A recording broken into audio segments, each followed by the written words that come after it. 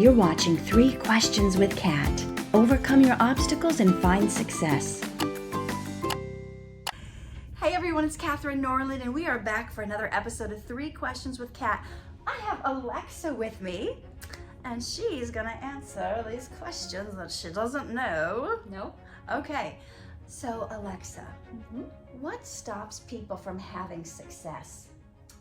Ooh, that's a great question. What stops people from having success? I think getting in your own head is a really big thing. People maybe doubt themselves and feel like, I don't know if I can do this. And that doubt that you're putting in your own mind and you're making up scenarios in your head, I think prevents you from taking risks, which ultimately is what leads you to success, is taking those risks and trying new things and really putting yourself out there. So in my opinion, I think it's doubting yourself. Okay, doubting yourself, getting in your head, and the scenarios you make up. We always make up like the worst case scenarios. Yes. It's like we never make up what if everything goes right Yeah. and this all turns out and it ends up being amazing. Yeah. Imagine what we would do or the chances we would take if we actually started thinking of best case scenarios. I agree. Oh I my think that's goodness. amazing. Yeah. The second question is, how do you overcome obstacles? How do you overcome obstacles? Well, everybody's different, so that is a loaded question. I think we all approach things very differently, and I think that's what makes us so unique. So overcoming obstacles, man, how would I overcome an obstacle? Yeah. I feel like putting all of your, options in front of you, this could go this way, this could go this way, this could go this way, and trying to solve it before making impulsive decisions without thinking things through. Thinking things through can really help you along the way, especially when you are making risky decisions. So would you suggest, like, when you say lay out all the options, would you suggest like making lists, like people do pros and cons lists, or just like writing out all possible scenarios, or just talking it through with someone? How do you find that you work best when you're trying to work out all the different options to get over an obstacle?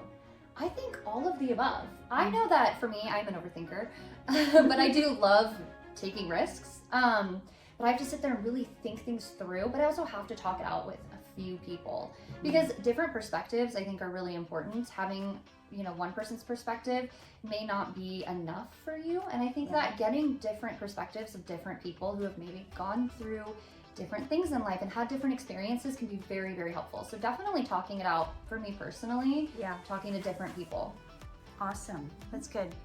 And I know sometimes people feel like, well, I don't want to bother people, I don't want to reach out, but you don't want to just stay there spinning and not knowing what to do.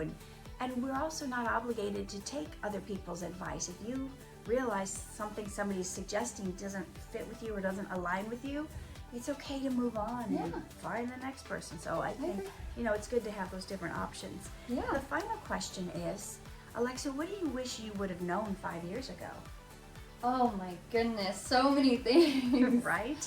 I wish I would have known that it is okay to make mistakes. It is okay to go through the downs in life.